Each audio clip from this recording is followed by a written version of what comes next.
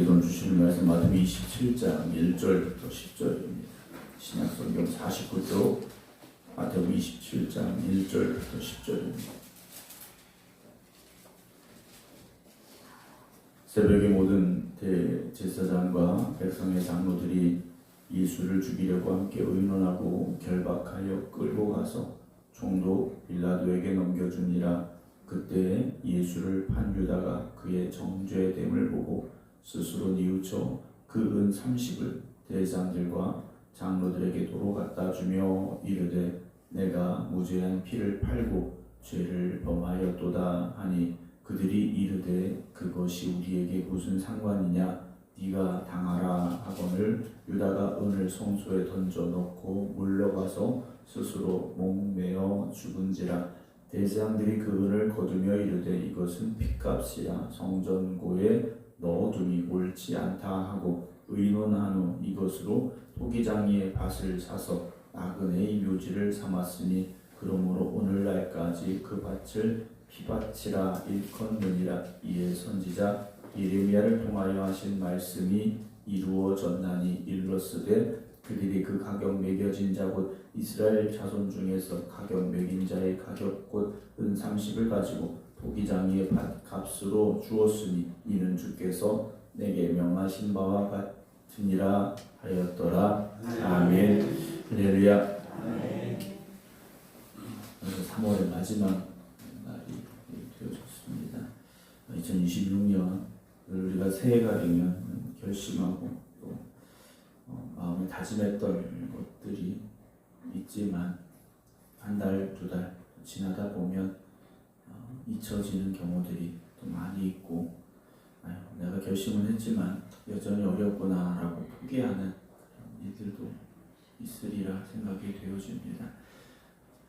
세 달이 지나갔는데요. 우리는 올해 결심했던 우리의 그 결심을 잘 지켜오고 있는지 한번 뒤돌아보시면서 2026년 요즘 참 힘들고 어려운 시기입니다.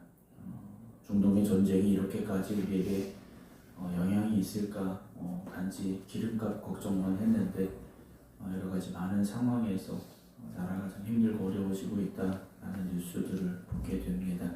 그럴수록 더 깨닫기도 하시고 하나님의 뜻을 구하시고 하나님께서 이 모든 상황 가운데 개입하시고 역사해 주시어서 온 세계가 전쟁이 그치고 평화를 이뤄갈 수 있도록 기도해 주시기를 부탁을 드립니다. 오늘 17장 1절부터 10절 말씀인데요. 오늘 1절 보게 되면 새벽에 모든 대제사장과 백성의 장로들이 예수를 죽이려고 함께 의논하고 결박하여 끌고 가서 총독 빌라도에게 넘겨주었다라는 말씀으로 이제 시작이 되어집니다. 어떤 회의를 할 때에는 결론을 정해놓고 하는 회의가 있고 논의를 통해서 결론을 찾아가는 회의가 있습니다. 근데 오늘 이 회의는 이미 결론이 정해졌습니다. 예수님을 죽이려는 결론이 나 있는 회의였다라는 거죠. 여러분 우리가 기도하면서도 이미 내가 결론을 내려놓고 기도할 때가 있습니다. 하나님의 뜻을 구하는 시간이 되어져야 되는데 이미 내가 결론을 내려놓고 그 결론에 맞추어가는 기도를 하고 있는 경우들이 종종 있죠. 하나님의 말씀을 들으면서도 순종하려는 마음이 아니라 내 생각을 거기에 대입하면서 내 뜻을 정당화시키려고 하는 구실을 찾을 때가 있다라는 거죠. 또 누군가를 판단하게 될 때에도 그 사실이 어떻게 된 건지 정확히 알려고 하는 것이 아니라 이미 내가 들은 또 내가 가지고 있는 정보를 가지고 그것을 확인하려는 마음을 가지고 또 들을 때도 있습니다. 사랑하는 성도 여러분, 우리가 하나님을 믿습니다. 하나님을 섬깁니다. 하나님이 나의 주인이십니다. 아버지십니다. 라는 그 고백은 하나님의 뜻을 먼저 구하고 하나님의 뜻이 내 삶에 이루어지기를 힘쓰는 삶을 말하는 겁니다. 내 뜻에 하나님을 갖다 맞추는 것이 아니고 내 생각에 말씀을 갖다 맞추는 것이 아니라는 거죠. 내가 오늘 정말 하나님의 말씀 앞에 서 있는가 이들을 보면서 내 자신을 돌아보고 생각할 수 있는 그런 새벽이 되기를 원합니다.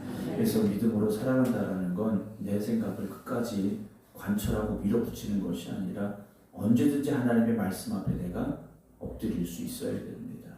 하나님께서 멈추라 하시면 멈춰야 되고 가라 하시면 가겠습니다라는 그런 마음을 가지고 우리가 늘 말씀 앞에 서야 되는데요. 오늘 3절 보게 되면 그때에 예수를 판 유다가 그랬습니다. 예수님을 빌라도에게 넘겨주는 그때쯤 예수님을 판 유다가 그의 정죄됨을 보고 스스로 뉘우쳐 은 30을 대장부 장로에게 다시 갖다 줍니다. 그러면서 내가 무죄한 피를 팔고 죄를 범하였다라는 죄책감을 가지고 있는 말들, 그의 행동을 보게 되죠. 가룟 유다가 자신의 죄를 인정을 했습니다. 그리고 자신의 잘못도 후회를 했습니다. 그런데 회개하지는 않았다라는 거죠. 그리고 그 절망은, 죄를 지었다라는 절망은 결국 어떻게 됩니까? 스스로 목매어 죽는 안타까운 모습을 우리에게 보여주고 있습니다. 회개한다라는 것은 단순히 내가 왜 그랬을까? 내가 잘못했어. 이것으로 끝나는 게 아닙니다. 진정한 회개는 십자가 앞으로 나아가야 됩니다.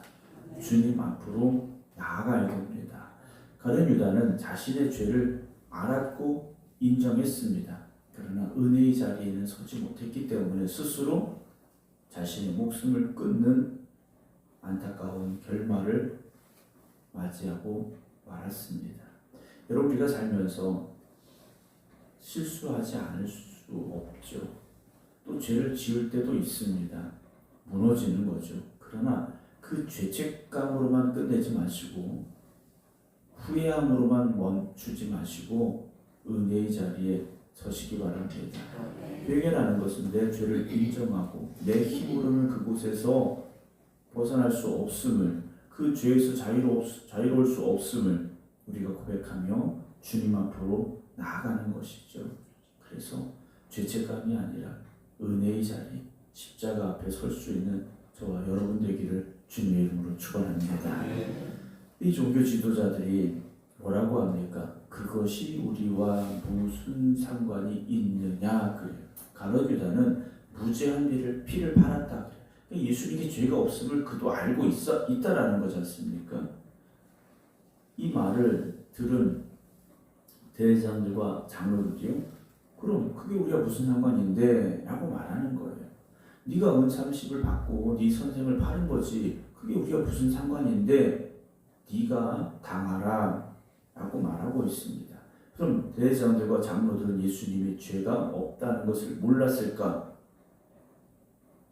죄가 있다면 그 죄를 근거로 삼았겠죠. 그러나 그들이 찾아낸 죄가 뭡니까? 사형에 해당한다? 그렇지 않다라는 거예요.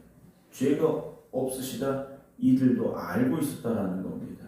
그래서 그 죄는 우리와 상관없어. 그 죄는 네가 다 당해야지 라고 말하고 있다라는 거죠. 더군다나 6절에 대제사장들이 그 은을 거두며 이르되 이것은 핏값이니 성전고에 넣어둠이 옳지 않다 그래요. 핏값이다라고 이들이 스스로 말하고 있지 않습니까? 무죄한 핏값이라는 것을 알고 있으니 이 돈은 깨끗하지 못하여서 성전 안에 두는 게 맞지 않다라고까지 이들이 말하고 있다라는 거죠. 여러분, 죄를 알고 있음에도 그들은 회개하지 않습니다. 그들이 누굽니까? 대제사장과 장로들이었다는 거죠. 교회의 최고의 지도자들이 이런 모습들을 지금 우리에게 보여주고 있다라는 거죠. 이들은 형식적인 거룩함은 지켜가고 있습니다. 핏값인 돈을 성전고에 넣어둘 수 없다. 거룩함의 형식을 지키지만 실제 거룩해야 될 그들은 거룩하지 못했다라는 거죠. 사랑하는 성도 여러분, 우리가 겉으로는 그럴듯하게 보여지는 신앙의 모습에 그것을 진짜 신앙이라고 착각해서는 안 됩니다. 종교인이 되고 말 수도 있다는 거죠. 얼마 전에 제가 글을 읽는데 그런 글이 있더라고요. 신학생들 또는 젊은 목사님들을 향해서 그런 글이 써 있었어요. 어떤 존경하는 목사님이나 훌륭하신 목사님, 또 유명한 목사님들의 그 목소리를 따라하려고 한 적은 없느냐라는 그런 질문을 던졌습니다. 예전에는 조용기 목사님 설교 스타일, 그 목소리 따라하려고 하시는 분들도 간혹 있긴 했습니다만 자기의 목소리로라는 답을 거기에 썼었습니다. 우리가 겉으로 사실 거룩한 척, 믿음이 있는 척, 열심히 있는 척 사실 할 수 있습니다. 그러나 그것이 진짜가 아니라면 그것은 겉으로만 그럴듯한 바리새인들과 너무나도 닮아 있을 수밖에 없다라는 것이죠. 정말 내 마음속에서 거듭나고 변화되고 새로워져서 정말 내가 주님을 사랑함으로 인하여 우리가 믿음으로 살아가는 그 모습을 하나님 앞에 가지고 나아갈 수 있기를 주님 이름으로 축원합니다. 모양만 있는 신앙이 되지 말아야 됩니다. 하나님 앞에서는 그 거룩한 두려움과 떨림이 날마다 우리 안에 있어야 됨을 잊지 마시기 바랍니다.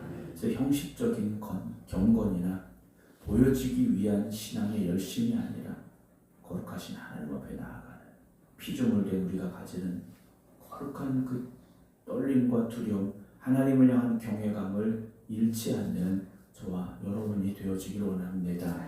바릅니다는 어떻게 합니까? 그 은을 성소에 던져주고 스스로 목을 메어 죽었습니다.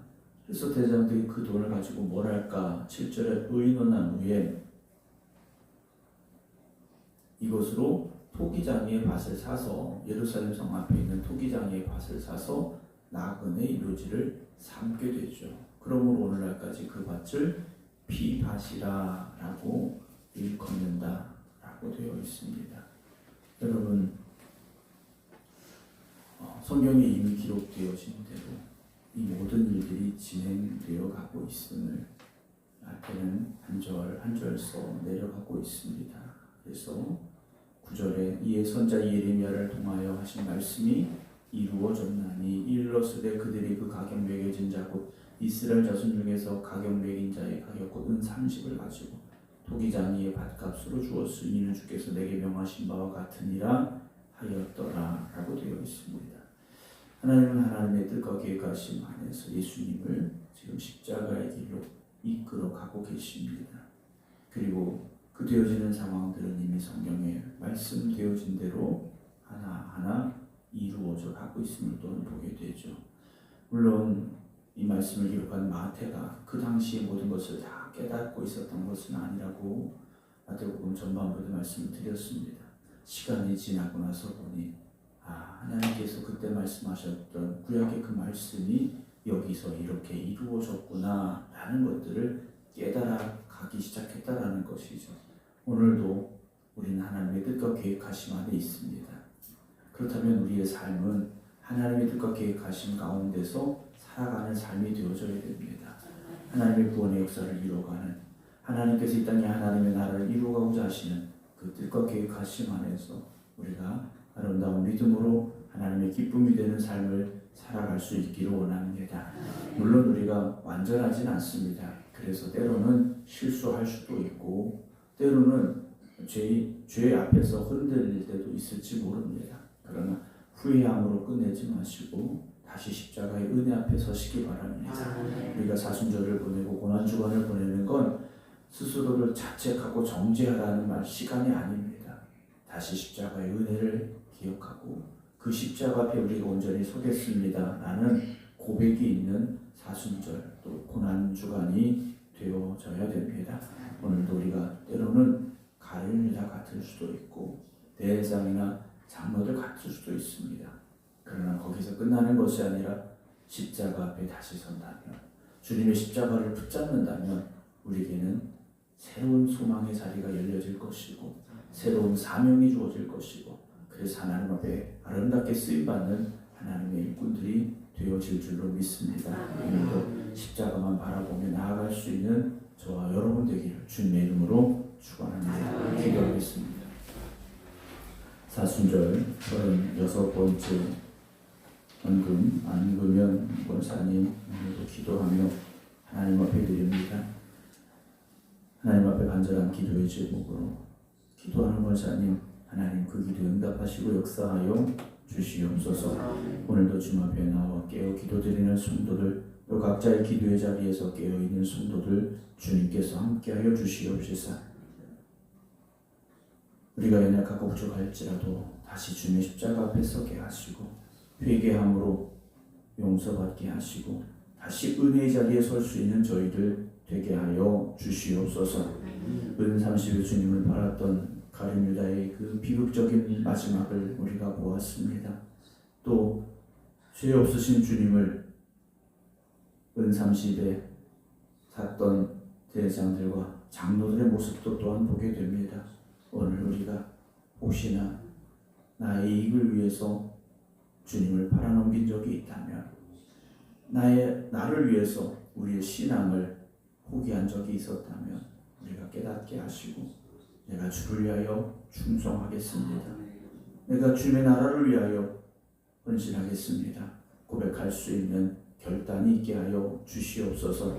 오늘도 고난주간을 보내는 가운데 있습니다. 주님의 십자가만 바라보게 하여 주시옵소서. 이제는 우리 주 예수 그리스도의 은혜와 아버지 하나님의 무한하신 사랑하심과 성령님의 감동 감화 교통 역사하심이 오늘도 주님의 십자가 앞에 나아갑니다 결단하며 기도드리는 모든 성도들 위해 이제부터 영원토록 함께 하시기를 간절히 축원하옵나이다. 아멘.